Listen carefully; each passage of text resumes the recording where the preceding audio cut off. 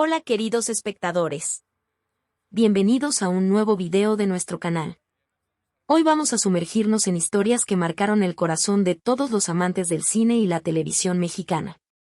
Actores mexicanos que tuvieron una muerte trágica, un tema que nos recuerda cómo la vida puede ser impredecible, incluso para aquellos que brillaban en las pantallas.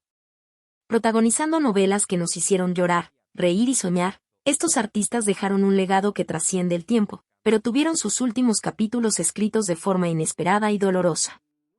Antes de comenzar este emocionante viaje, no olviden dejar ese poderoso like y suscribirse al canal para no perderse ninguno de nuestros contenidos especiales. Activen también la campanita de notificaciones. Ahora, prepárense para conocer las historias detrás de las cámaras que nunca fueron contadas. 7. Rodolfo de Anda.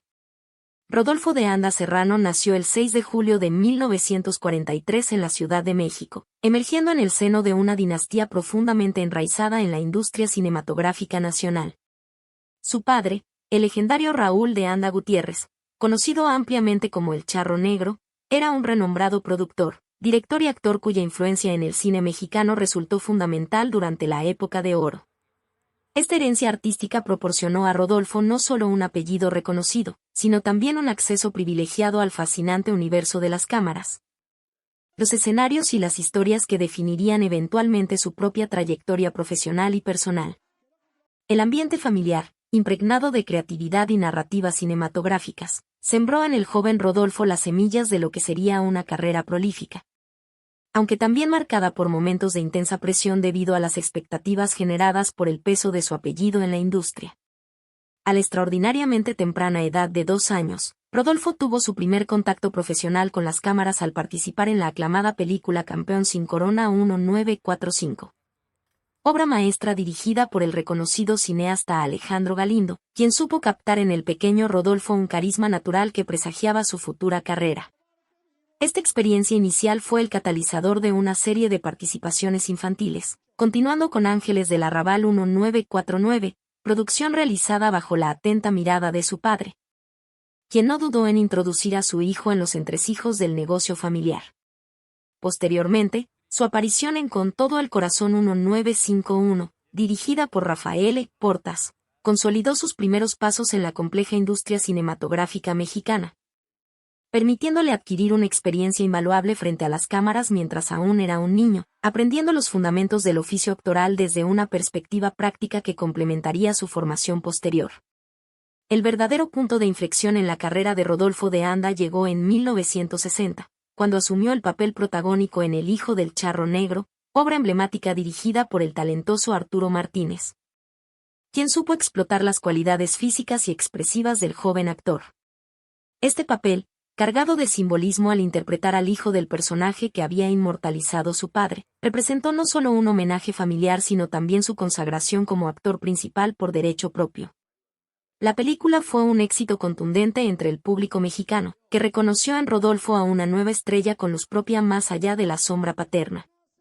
Este reconocimiento abrió las puertas a una serie de oportunidades en el cine de acción y en los denominados chili westerns, subgénero de los filmes de vaqueros mexicanos que combinaban elementos del western americano con la idiosincrasia y folclore nacional, convirtiéndose en uno de los rostros más reconocibles de este estilo cinematográfico que gozó de gran popularidad.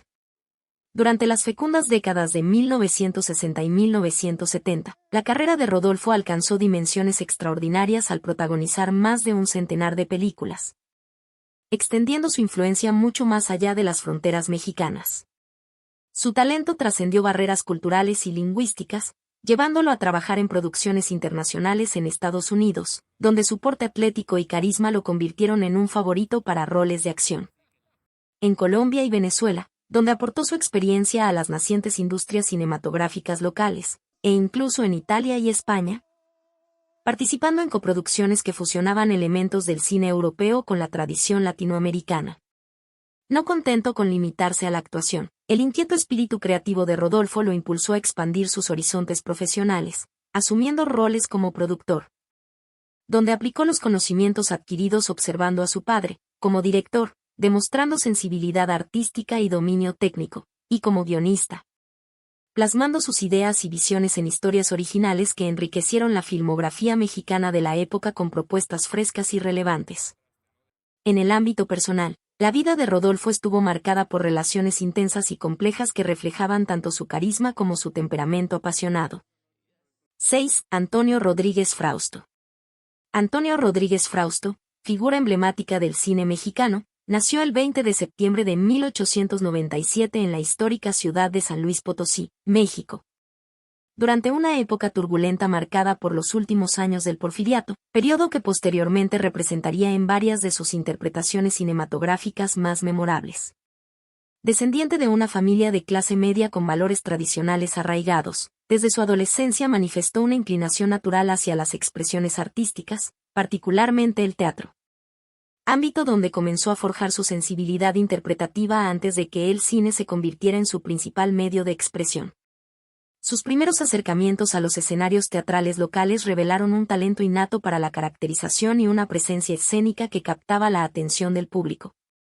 Cualidades que eventualmente lo llevaron a trasladarse a la Ciudad de México en busca de oportunidades más amplias en el creciente panorama cultural de la capital, donde el Teatro Nacional experimentaba un periodo de renovación e influencias europeas que enriquecieron su formación actoral. En el ámbito personal, Antonio construyó una vida marcada por la estabilidad y el compromiso, valores que contrastaban con los estereotipos de volatilidad frecuentemente asociados al mundo artístico de la época. Su matrimonio con la talentosa actriz Dolores Camarillo, conocida cariñosamente en el medio artístico como Fraustita, se convirtió en una de las uniones más respetadas y longevas del ambiente cinematográfico mexicano. Juntos no solo compartieron la intimidad del hogar y los desafíos de la vida matrimonial, sino que también desarrollaron una fructífera colaboración profesional que los llevó a compartir escenas en numerosas producciones icónicas, donde la química natural entre ambos trascendía la pantalla y aportaba verosimilitud a sus interpretaciones. Esta pareja, admirada tanto por su talento individual como por la solidez de su relación, se convirtió en un referente para las nuevas generaciones de actores que veían en ellos un modelo de equilibrio entre la exigente carrera artística y la vida familiar, demostrando que era posible mantenerse fiel a ambas vocaciones sin sacrificar ninguna en el proceso. La trayectoria profesional de Antonio Frausto alcanzó dimensiones extraordinarias, participando en más de 90 producciones cinematográficas que abarcaron prácticamente todos los géneros y épocas del cine nacional. Su versatilidad interpretativa le permitió transitar con igual soltura entre dramas históricos, comedias costumbristas y melodramas familiares, adaptándose a las exigencias de cada proyecto con un profesionalismo que le ganó el respeto de directores y productores. Entre sus especialidades más reconocidas destacó su capacidad para encarnar a personajes históricos mexicanos, particularmente sus múltiples interpretaciones del controvertido dictador Porfirio Díaz, a quien dotó de matices humanos y complejidad psicológica más allá del maniqueísmo habitual con que se retrataba esta figura en el imaginario popular.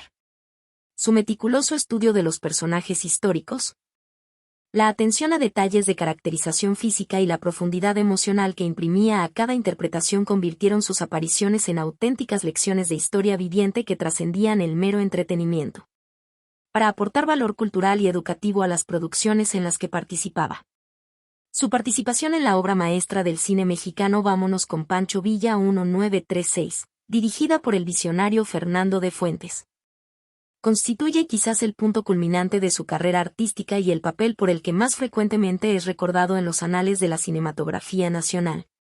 En esta película, considerada por muchos críticos como la mejor producción mexicana de todos los tiempos y un clásico indiscutible del cine latinoamericano, Antonio entregó una interpretación sobrecogedora por su autenticidad y profundidad emocional.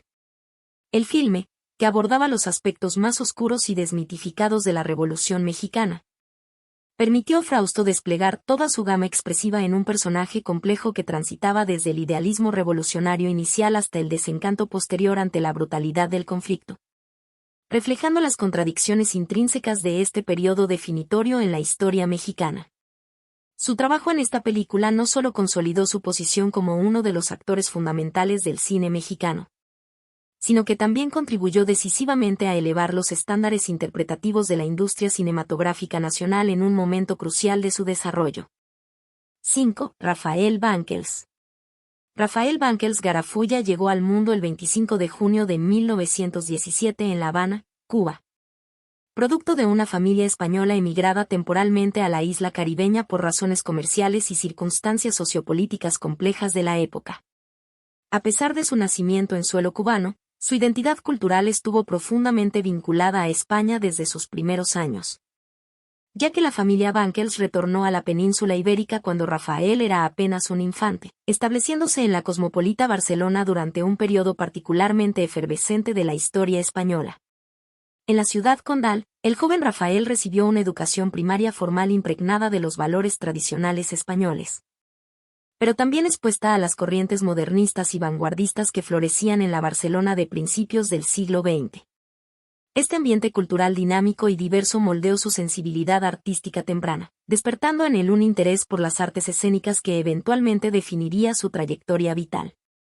En su adolescencia, comenzó a frecuentar círculos teatrales aficionados, donde descubrió no solo una pasión por la actuación, sino también un talento natural para la interpretación que llamó la atención de mentores que vislumbraron su potencial. Aunque el destino tenía preparadas circunstancias inesperadas que alterarían dramáticamente el curso de su vida antes de que pudiera consolidar una carrera artística en su tierra natal. El estallido de la Guerra Civil Española en julio de 1936 representó una ruptura cataclísmica en la vida de Rafael, como en la de millones de españoles que vieron sus existencias transformadas por el conflicto fratricida. A sus 19 años, edad en que muchos jóvenes apenas comenzaban a vislumbrar su futuro, Banquels se vio inmerso en la vorágine de una guerra que dividió familias, comunidades y a la nación entera. Impulsado por convicciones ideológicas profundas y el idealismo característico de la juventud, Rafael tomó la decisión de unirse activamente a las filas republicanas, luchando contra las fuerzas nacionalistas lideradas por el general Francisco Franco. Este periodo bélico, aunque relativamente breve en la cronología de su vida, dejó marcas indelebles en su psique y en su visión del mundo. Experimentó de primera mano los horrores de la guerra, la pérdida de compañeros, la destrucción de ciudades que amaba, y la progresiva comprensión de que la causa republicana enfrentaba una derrota inminente ante el avance franquista.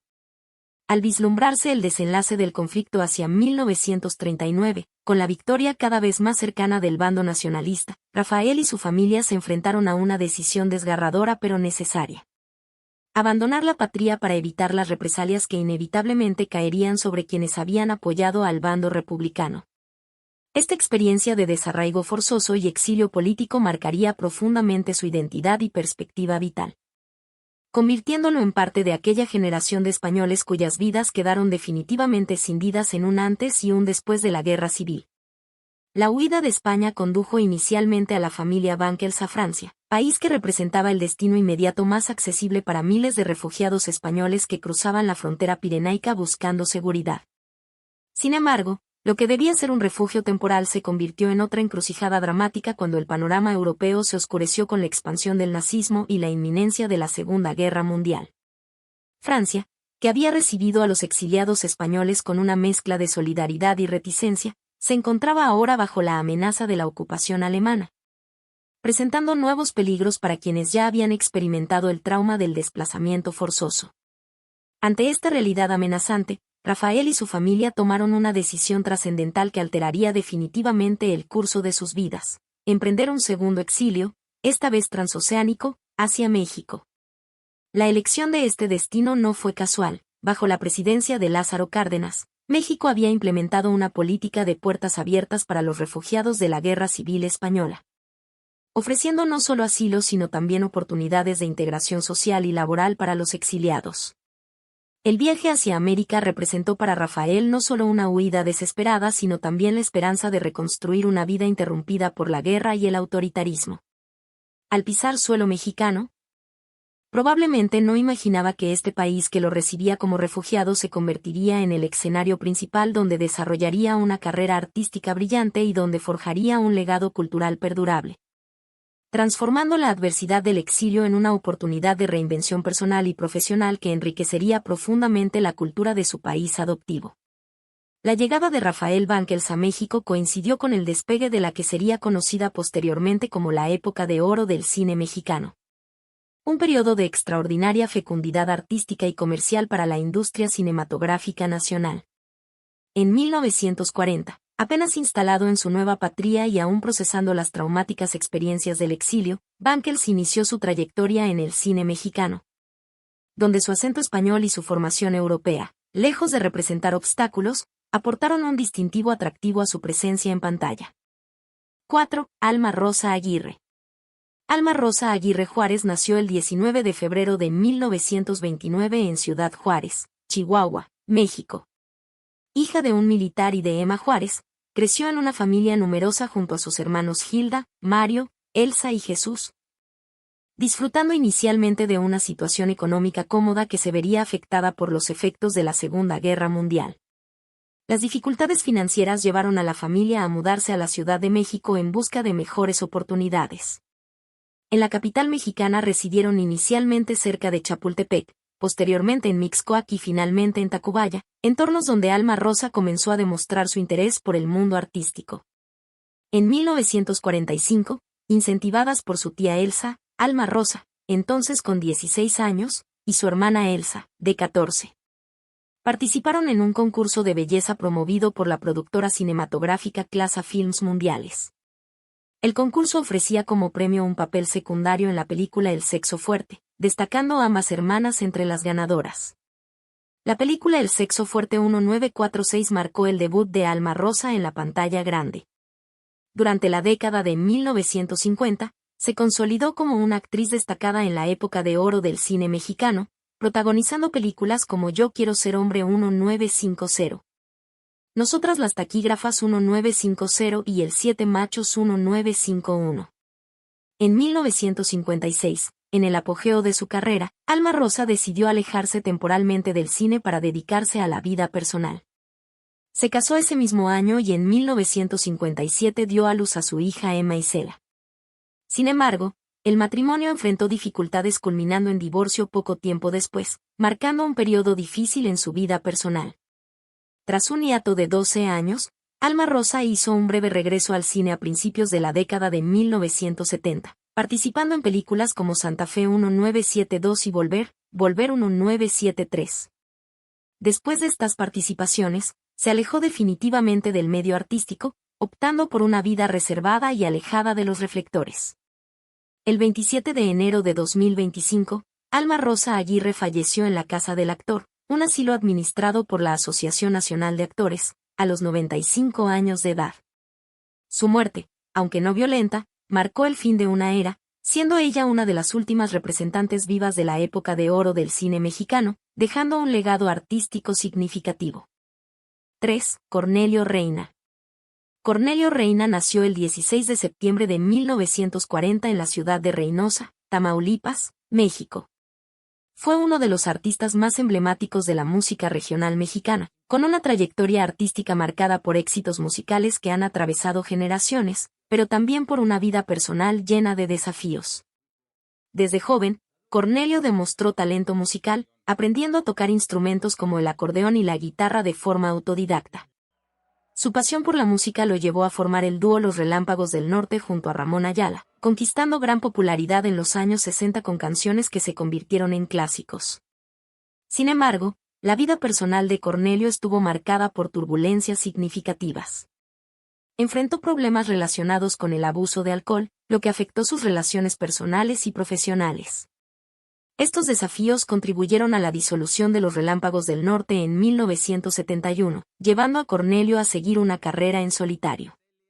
Durante su carrera en solitario, Cornelio continuó produciendo éxitos, pero también enfrentó críticas y controversias.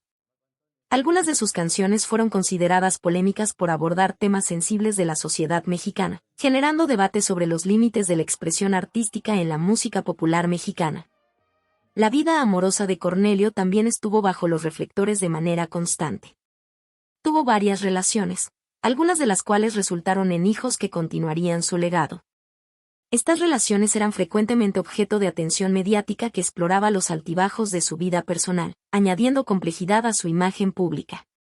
Desafortunadamente, los problemas de salud derivados de sus hábitos personales comenzaron a manifestarse de forma más grave con el paso de los años. Cornelio sufrió complicaciones hepáticas, una consecuencia directa de su historial de abuso de alcohol, que deterioraron progresivamente su estado físico y emocional.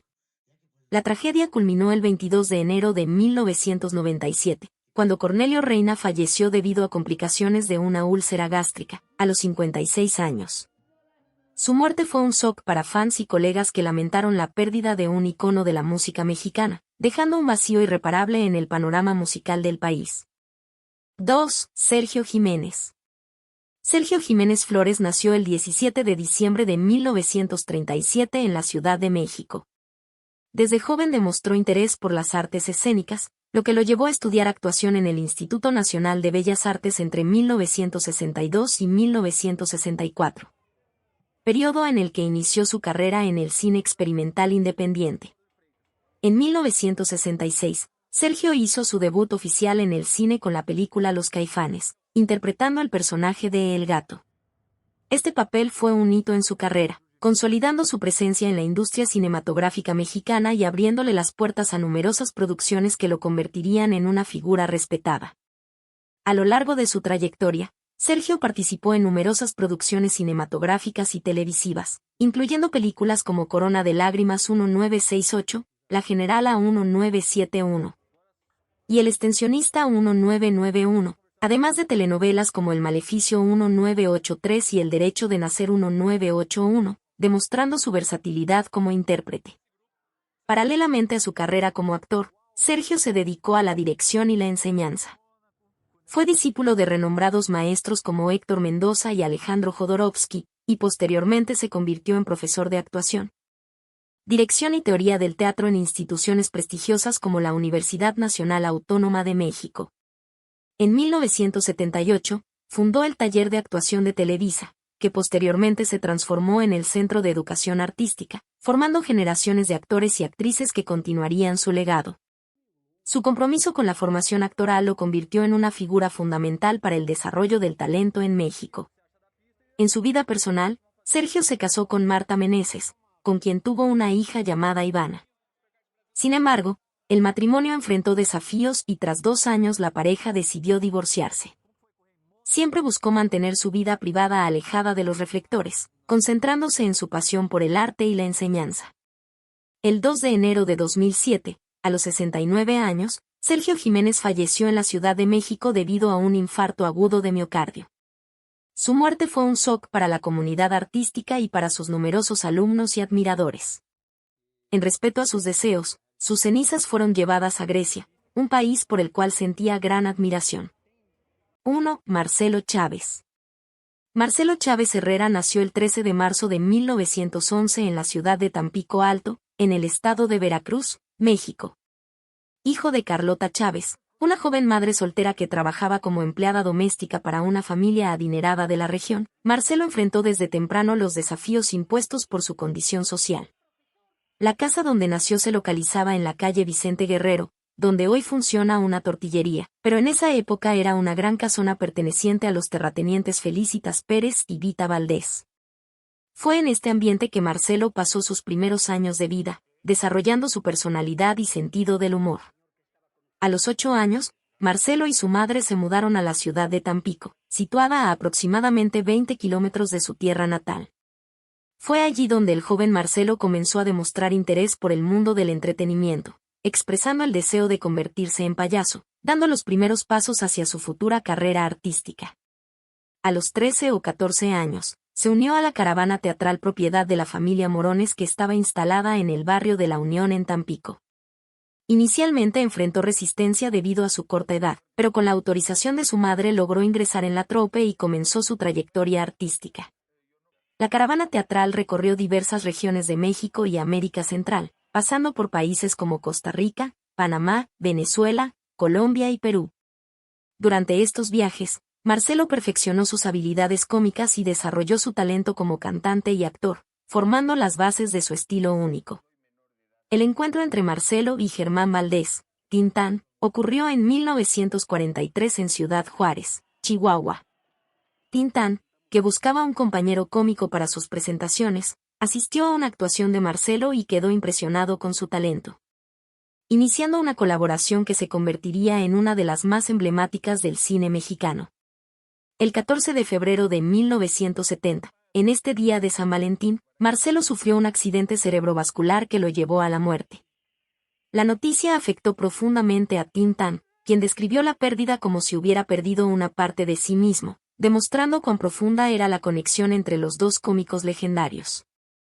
Y así llegamos al final de este emocionante viaje por las vidas y legados de estos increíbles talentos mexicanos. Historias que nos recuerdan la fragilidad de la vida y el impacto eterno que el arte puede tener en nuestras vidas. Quiero agradecer inmensamente por sus comentarios, significan mucho para nosotros y nos ayudan a crear contenidos cada vez mejores. Sus opiniones, historias personales y memorias compartidas sobre estos actores en comentarios anteriores han sido verdaderamente inspiradoras. Si este video tocó tu corazón, compártelo con amigos y familiares que también admiran a estos grandes artistas mexicanos. No olviden que la próxima semana traeremos otro tema especial para ustedes. Hasta el próximo video, y recuerden, los verdaderos artistas nunca mueren, permanecen vivos a través de sus obras y en nuestros corazones.